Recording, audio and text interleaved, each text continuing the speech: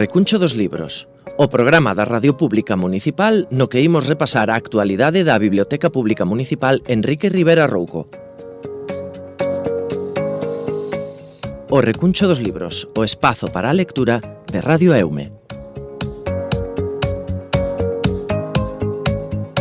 Ola, que tal? Son Pepe Capelán e douvos a benvida un programa máis este Recuncho dos libros, o espazo da Radio Municipal no que percorremos a actualidade da Biblioteca Pública Municipal Enrique Rivera Rouco da man da súa responsable, Anabel Alonso, que xa nos acompaña. Un día máis, que tal, Anabel? Benvida. Hola, bo día. Ben, comezamos, como sempre, como dicimos, facendo unha visual a grandes rasgos da actualidade, da programación que tedes para esta semana, e logo entramos en profundidade no que nos ofertades cada día, porque temos que poñer atención nese punto de interese que tedes esta semana. Ademais, unha proposta que partiu dunha usuaria desta biblioteca. Contame un pouquiño máis. Pois sí, fixemos un centro de interés que vai a estar todo o mes, que se chama Contos en Familia. Está pensado para textos que se poden ler tanto nenos como adultos, e se poden ler en familia, digamos, ¿no? Hai desde cousas máis adicadas a nenos máis pequeniños, ou tamén a xa a rapacería máis grande, ¿no? Estamos pensando en novelas do estilo de A Historia Interminable, ou O Hobbit, ou O Principiño, ou incluso cómics Asterix ou algo así, que gustan tanto a nenos e nenas como a público adulto. E digamos que se nos fixo unha desiderata unha das nosas usuarias, Patricia Martínez, de un novo libro que sacou Dicker, que na publicidade di que desde 7 a 120 anos, e entón un pouco a raíz deso e ela decía esta cousa de estaría ben porque é un libro para ler en familia, ¿no? Para poder, e dai naceu un pouco a idea de facer durante un mes pois un centro de interese no que houvese libros que poden digamos que gustar igual a todo tipo de público sin ter en conta a idade. E entón estamos facendo como unha pequena selección de novelas que nos consideramos. Hai moitas novelas que naceron originalmente para adultos e que despois se convertiron en grandes novelas juvenís. Por exemplo, Verne, as novelas de aventuras de Salgari, ou as de Dickens incluso, ¿no? E entonces aproveitar esa duplicidade, digamos, para ler en familia. Sí, ademais é unha boa proposta porque estás falando de clásicos da literatura que seguramente moitos pais e nais xa leeron. Agora poden ler os seus fillos e fillas, e logo pode servir tamén para xenerar un espazo de comentario entre a propia familia, para ver as opinións, un pequeno club de lectura a nivel familiar. Sí, e además que son casi sempre novelas que teñen algo interesante que comentar, non é solamente que señan que lles gusten a todos, sino que tamén son novelas que teñen, digamos, que temas que poden xurdir e que poden interesar para falarse en familia. Pois unha proposta, dende logo, interesantísima, que ademais, como dicías, recolledes esa luva que vos lanza esta usuaria e agardamos que teña moito éxito e grande repercusión, porque, como sempre, falamos deste espazo. Calquera estrategia é boa para fomentar a lectura, non? Totalmente, calquera maneira de miralo, calquera prisma desde que o miremos a lectura é interesante, e ademais desde a biblioteca, por suposto, estamos abertas a calquera suxestión por parte das usuarias ou de calquera persoa, non? Moi ben, pois revisado este centro de interese que nos ides estar ofertando durante todo o mes de maio, se che parece, entramos xa no que sería a programación habitual da biblioteca. Comezamos polo luns de novidades, onde sempre nos traedes novos títulos para o público adulto, pero tamén para o público infantil. Pois sí, hoxe para crianzas traigoche dous libros, como sempre, un en galego e un en castelán. O libro de galego se chama O Hotel Cerebro, de Marja Baseler e Anne-Marie Van de Brink. Está ilustrado por Tiarco van der Pol. Bueno, todo isto estaré pronunciando como debo, e é un libro moi interesante porque é un álbum grande no que se ve o cerebro como se fose un hotel, con diferentes cuartos, e entonces digamos que explica un pouco como funciona o mecanismo de funcionamento do cerebro a través de ir vendo os diferentes cuartos a que se adica cada un e como se relacionan entre sí. É moi interactivo e además é un libro moi bonito, grande, un álbum grande con ilustraciones moi chulas e como con pequenos chistes así en cada páxina e que además eso ten este valor engadido, non, da divulgación científica de como funciona o cerebro, pensado para nenos pequenos, para nenos e nenas a partir de 6 anos, pero moi ben explicado e moi divertido. A proposta en lingua castelán? E a proposta que vos traigo tamén é para rapaces a partir de 6 en lingua castelán, se chama Siempre Inseparables, é un álbum de Caron Levis, está ilustrado por Chels Santoso e é un álbum moi fermoso sobre a amizade e está sobre a amizade sobre todo nos animais e digamos que as protagonistas son dúas cigüeñas que crean entre elas un vínculo de amizade moi potente e que digamos que se ven diante da situación de que unha delas non pode voar nunha determinada ocasión porque está ferida para cando as cigüeñas van, digamos que a migración e un pouco eso, reflexiona sobre a amizade. É un álbum moi fermoso, a verdad, estéticamente precioso e eso, e creo que os rapaces lles pode gustar. Pasamos agora ás propostas para os lectores e lectoras adultos. Sí, para lectores adultos traigo vos unha biografía para a proposta en castelán, pero que se lee como unha novela, digamos. O libro se chama La llamada, de Leila Guerriero, e conta a historia da muller argentina Silvia Lavairo, que digamos que é unha muller que na represión argentina pois desapareceu, é unha reflexión sobre eso, non? Sobre a represión e todo isto. Ela foi capturada, estaba embarazada, deu a luz nesa ocasión, estando baixo cativerio e despois cando por fin xa puido emigrar e se veu a España, tamén foi cuestionada, digamos, desde o lado revolucionario porque se consideraba que ao mellor ela falara ou dixera algo ou colaborara, digamos, coa dictadura. E é unha historia moi interesante e o libro ten unhas críticas estupendas e creo que se pode ler como se fose unha novela realmente, aínda que nos conta esta historia que está basada en feitos reais, non? A proposta en lingua galega para o público adulto? E a proposta en lingua galega é unha novela de Lori Colwyn que se chama Felices todo o tempo. Esta novela recibe unha subvención da Consellería para a Traducción e conta a historia de dúas parellas, dous rapaces que se coñecen desde a infancia e que logo casan, e como esas dúas parellas, digamos, fan vida xuntos, o sea, fan ceas e viven aí unha vida apacible, digamos, en Nova York. E é como unha reflexión sobre a vida en parella e sobre o amor. Pode parecer así a priori que é un pouco cookie o libro, porque, pero xa o título di, non? Felices todo o tempo. Pero é unha reflexión real, non? Sobre eso, sobre o amor e sobre a vida en parella. E é moi delicada e unha obra que nos deixou esta muller, esta escritora Lori Colwyn, que morreu moi nova e que, polo tanto, non puido desenvolver totalmente a súa capacidade literaria, non? Pero que me parece moi que pode resultar moi interesante e moi entretida. Moi ben, pois aí quedan esas novidades, esas propostas que sempre nos achegades os luns. Pasamos ao martes, que é o día que dedicades aquí na Biblioteca Pública Enrique Rivera Rouco ao cómic. Vamos a recomendar un cómic hai pouco que tuvemos na sección de novidades, que se chama Black is Belsa, de Fermín Muguruza e Arcaiz Cano. bueno, Fermín Muguruza moita xente o coñecerá porque é o integrante do grupo Cortatu, que tamén director de cine, bueno, músico e escritor. E nesta banda deseñada, neste cómic, nos contan a historia dunha comparsa de xigantes de Pamplona que chegou a ir a desfilar á Quinta Avenida de Nova York.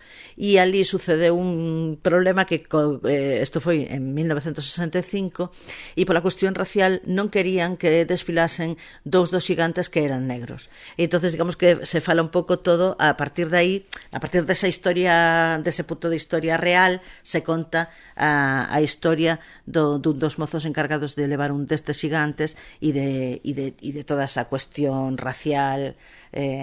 O libro é moi chulo tamén, as ilustraciones de Arcaiz Cano son moi fermosas e é moi interesante isto que conta, non? Moi ben, pois unha proposta, pois eso, española, ademais baseada en feitos reais segundo contas. Pasamos agora, avanzamos na semana, chegamos ao mércores de Entreversos, o día que adicades á poesía. Sí, imos a dedicar a poesía esta semana a Xela Arias. Hai non moitos anos, no 2021, se non me lembro mal, adicaronlle as letras galegas e é unha autora que, sobre todo, o sea, atraemos a Entreversos sobre todo porque donde destaca especialmente en a poesía, con libros como Darío a Diario ou como Tigres como Cabalos. Temos actualmente o que vos recomendamos nesta ocasión é unha antoloxía, a poesía reunida, que saliu a raíz de a dedicación das letras galegas a Xela Arias. Tamén unha autora que morreu moi nova e polo tanto non pudemos desfrutar da súa obra todo o tempo e que tamén escribiu algunha cousa para rapaces e tamén algunha cousa de narrativa, pero que destaca especialmente pola poesía. Unha muller moi comprometida e moi a verdade é que das autoras ás que se lles dedicaron as letras nos últimos anos é especialmente interesante. Pois aí queda esa proposta en canto a poesía, en canto a este mércores de Entreversos, pero seguimos no mércores porque tamén esta semana temos un novo encontro de Relendo a Vida. Entón vamos a pararnos un pouquiño aí e contanos, Anabel, que tedes esta semana. Pois sí, bueno, non sei se realmente algunha vez chegamos a comentar esta actividade de Relendo a Vida neste programa, que esta club de lectura que temos para persoas maiores de 55 anos que facemos en colaboración co CIM das Pontes e que neste caso va a estar centrado nesta sesión na maternidade. Como acaba de ser o día, acabamos de celebrar o Día da Nai, pois queríamos reflexionar un pouco sobre os diferentes tipos de maternidades que cada vez son máis distintos e cada vez se forman familias máis menos convencionais, ¿no? E entonces reflexionar un pouco coas participantes de Relendo sobre esta cuestión, ¿no? Sobre a maternidade, os problemas para ser nai, as nais adoptantes, as nais maiores, como a maternidade cambiou susceptiblemente desde que elas foron nais ata agora, ¿no? E como se afronta dunha forma completamente distinta. Que non ten por que ser ni mellor ni peor, simplemente é diferente, ¿no? E entonces, bueno, queremos reflexionar un pouco con elas sobre esta cuestión. Sí, a ver, é un tema que está moi en boga porque, como diste, non, os tipos de familia mudaron, cada vez son familias máis diversas e ao mesmo tempo pois tamén é unha realidade pois que a idade para a maternidade foise ampliando, que de feito están tentando trocar moitos termos en canto a xinecoloxía, pois por exemplo, referíndose a embarazos pediátricos como aqueles que pasan dos 40 anos porque consideran pois que é algo ofensivo para as nais que pois por diversos motivos non son nais ata pasada esa idade. E, dende logo, que é un debate moi interesante e que, como diste, non, as integrantes deste clube de lectura que teñen máis de 50 anos seguramente vivirían outra realidade que, como diste, non ten por que ser nin mellor nin peor. Exactamente. A ciencia, digamos, que tamén permitiu adiar a maternidade, Pero é certo que tamén ten como unha data aí, parece que as mulleres a veces están un pouco presionadas aí por la cuestión de que, claro, chega un momento en que ser nai é máis difícil, non? Entón, e logo tamén, ao mesmo tempo, a presión social para que as mulleres, porque parece que as mulleres teñen que ser nais porque sí, e haberá moitas mulleres que prefiran ou que decidan libremente non selo, non? E ao mesmo tempo moitas mulleres que queren ser nais elas soas. Digamos que é un tema complexo porque hai moitas cousas ao redor e nos apetece falalo con elas e ver que si chegamos a algunha conclusión, que non creo. Pois moi interesante, dende logo, esa xuntanza do relendo a vida con un tema que está máis de actualidade que nunca. Se che parece, continuamos coas vosas propostas xa entrando no xoves, que é, como sempre, o día que dedicades ao público cativo con eses xoves na Biblio. E que tedes para esta semana? Pois para esta semana temos unha actividade de globoflexia que ven engadida, o sea, digamos que ten unha primeira parte na que leva un espacio, un pouco de maxia e de contacontos, e despois unha segunda parte na que xa se vai a facer cos globos, pois diferentes figuras e todo isto. Vamos a facelo na Casa do Peso, como a sempre, pero esta vez con número restringido de participantes, digamos, porque nesta segunda parte da actividade os rapaces e as rapazas que veñen van a traballar cos nenos para que eles fagan os seus propios globos, e entonces o sea, non pode ser máis de un número determinado de participantes. Por iso que xa desde hoxe vos podedes apuntar si queredes. Eso, a actividade será como sempre na Casa do Peso o xoves ás 6, pero se necesita inscripción previa. E, bueno, xa o fixéramos nalgúnha ocasión na Biblioteca Bella esta actividade e tuvera moito éxito, o sea que esperemos que esta vez tamén. Dende logo, que todas estas actividades interactivas para os rapaces nos que non son meros espectadores, senón que participan, como xa tedes feito pois talleres de escrita e demais, sempre parecen como máis apetecibles, non? Sí, esperemos que sí, que e ademais, por desgracia, me parece que o tempo non axuda moito a estar fora, o sea que se vai a seguir este tempo así pachucho, que mellor que recollerse na Casa do Peso e pasar un rato agradable. Bueno, pois xa que falas deste tempo pachucho, como diste, que invita a quedar na casa, tamén os xoves sempre nos lanzades unha proposta de libro, peli ou obra audiovisual. Non sei cal é a vosa proposta para esta semana. Pois esta vez traemos unha proposta dun libro galego, A Praia dos Afogados, de Domingo Villar, que ten unha película que dirixiu no seu momento Gerardo Herrero, unha película do 2015. Bueno, non hai ningunha razón, o sea, non é necesaria ningunha razón, porque Domingo Villar é maravilloso para traer un libro dela a este espacio, pero bueno, que además coincide que estamos lendo no Club de Lectura de novela negra o seu último libro, O Último Barco, que foi o último libro que publicou, bueno, non foi o último, publicou despois un libro de relatos, pero bueno, a última novela destas de Leo Caldas que publicou Domingo Villar antes de morrer. A adaptación de Gerardo Herrero conta coa presencia de Carmelo Gómez facendo do inspector Leo Caldas e de Antonio Garrido facendo deste colaborador de Teo Caldas que non é galego e que non entende para nada a idiosincrasia do país. E despois moitísimos actores galegos coñecidos, Zaera, Tamar Novas, Carlos Blanco, etc. Un plantel grande de autores. E unha maneira de achegarse a esta entrega das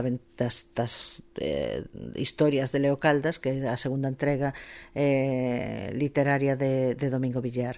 Eu espero que se fagan máis, ou seguramente O Último Barco podría ser perfectamente unha película ou unha serie de televisión, agora que é tan habitual que as novelas negras teñan unha adaptación cinematográfica. Pois continuamos e xa chegamos ao venres, último día da semana, no que sempre falamos do autor do mes. Pois sí, lembrade que o último día xa falamos de que a nosa nova autora do mes era nesta ocasión Marilar Aleixandre, e que, bueno, quería hoxe pararme un pouco na cantidade inxente de premios que tuvo e que terá seguro Marilar, ¿no?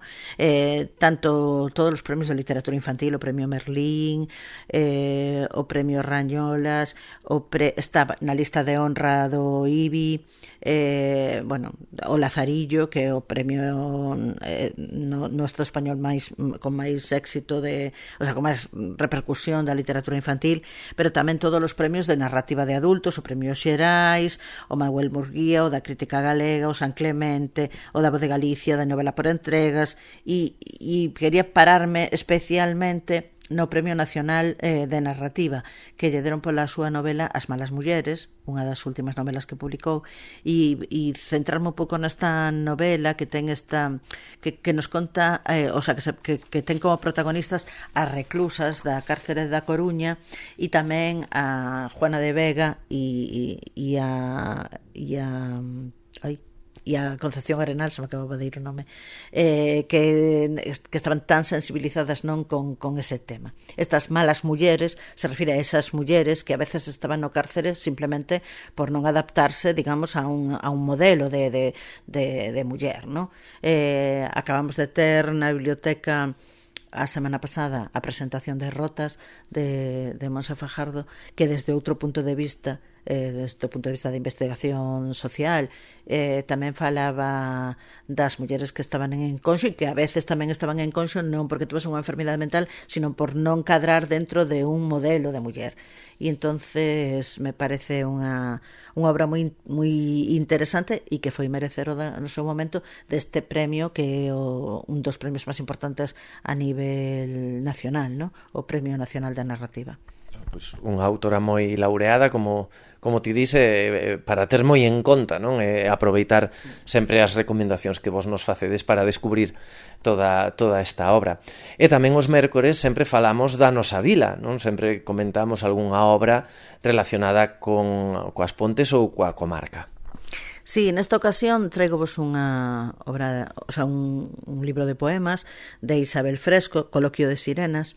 Isabel Fresco é unha rapaza das Pontes que estudiou filoloxía en Madrid, despois foi profesora de secundaria ali tamén en Madrid, vive ali, e ten 2 libros publicados de poesía, un en galego e un en castelán. Nesta ocasión traemos este primeiro libro que publicou en castelán, que é un libro precioso, que nace da conxunción de 2 libros de 2 libros dela, ¿no? Que se xuntan para este Coloquio de Sirenas. En xeral ten un ton así nostálxico, que contempla a natureza dunha forma como moi reflexiva ou así, e que resulta moi interesante. Recolle moitos mitos clásicos e ten como un tono así elexíaco, e empeza un libro estupendo. Tamén temos o seu libro en galego, que se chama Gardádeme a Esperanza. Os 2 libros de Isabel podedes atopalos na nosa sección de local, e no seu momento estuvo presentando na biblioteca tanto un como a outro, e é unha autora a recuperar. Moi ben, pois con isto xa chegamos ao remate desta semana, e para a semana falaremos, supoño que amplamente, de galego, de literatura galega e dese Día das Letras que celebraremos o vindeiro sábado 17, pero entendo que durante toda a semana teredes programación especial relacionada con ese Día das Letras galegas. Pois sí, teremos unha programación especial das letras e contaremos vos cousas sobre as cantareiras a próxima semana. Moi ben, pois moitísimas grazas como sempre por atendernos, Anabel, e que pasedes boa semana. A vos, chao. Pois isto foi todo no recuncho dos libros de hoxe. Nos volvemos a vindeira semana con máis novidades e actualidade da Biblioteca Pública Municipal Enrique Rivera Rouco. Que teñan unha moi boa semana e lembren que, como dirían os da Ría, hai que ler, inda que sexa sempre o mesmo libro.